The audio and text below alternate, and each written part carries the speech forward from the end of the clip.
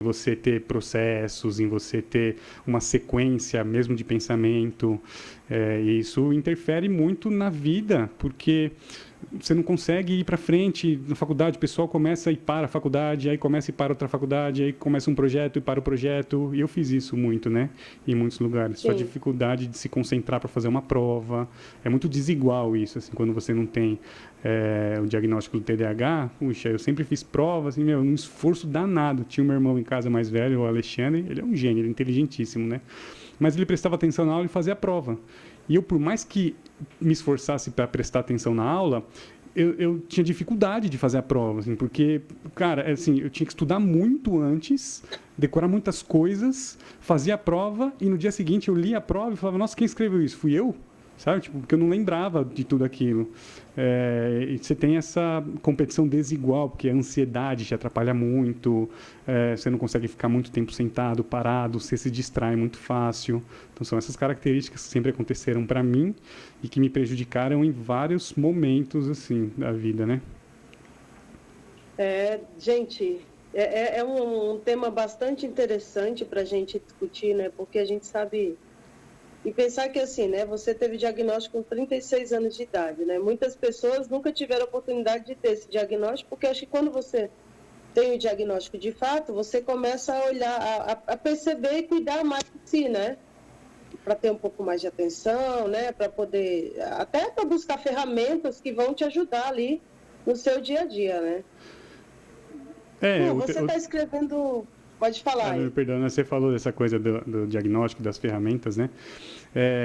Tem muitas coisas que acontecem assim nesse universo do TDAH. Você falou do modismo, eu acho legal falar disso porque você tem as pessoas que falam que é TDAH e as pessoas que falam que é frescura, e aí acaba sendo difícil você ter um profissional qualificado ou uma informação de qualidade também que vai te ajudar nessa linha de raciocínio, né?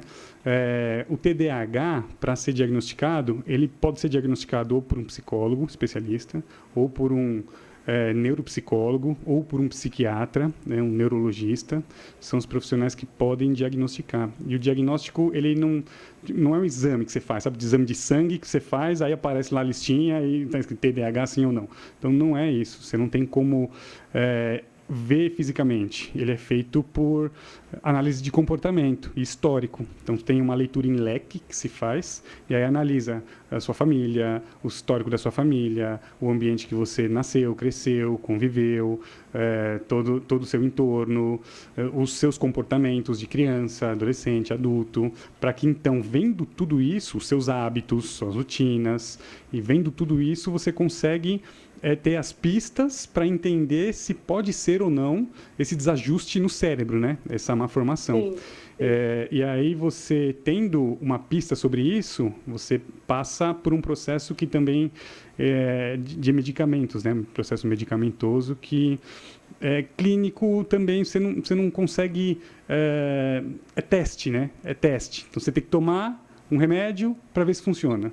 Aí você analisa durante um tempo e é acompanhado por um profissional. Se funcionou, então legal, então a gente achou. Se não funcionou, a gente troca a dosagem, o remédio. E aí você fica mais um tempo até que você veja se funcionou ou se não funcionou. Então, por ser complexo de se encontrar o diagnóstico, as pessoas acabam não avançando. E elas já estão de pé mesmo, está viva, está trabalhando, está estudando, e acha que está tudo bem, acaba não entendendo a profundidade que é, né, o transtorno e como poderia ser melhor a vida dela e das pessoas que estão com ela se ela realmente se empenhasse em entender se é isso mesmo e como cuidar, né? Para você saber sobre o TDAH, o TDAH é o déficit de atenção e hiperatividade. Então, você pode ter, dependendo do seu desajuste ali, você pode ter ou desatenção, ou a hiperatividade, ou o misto, que é ter atenção e hiperatividade, que é o meu caso. O meu Os caso é dois o déficit da juntos. atenção e da hiperatividade, que é o misto. Aí todo mundo fala, mas desatento todo mundo é. Porque todo mundo esquece um negócio, todo mundo perde. E quando eles falam isso, eles acabam até fazendo a pessoa que tem TDAH duvidar dela mesma e se questionar e baixar a estima dela, sabe? De tipo, puxa, será que então eu sou preguiçoso? Será que então eu sou relaxado? Você é taxado o tempo todo como relaxado, o preguiçoso, o esquecido, o atrapalhado. E isso vai derrubando a autoestima da pessoa a ponto de ela aumentar muito os níveis de ansiedade, os níveis de depressão, e ela vai procurar alguma coisa, enfim, para tentar se manter bem no dia a dia, né?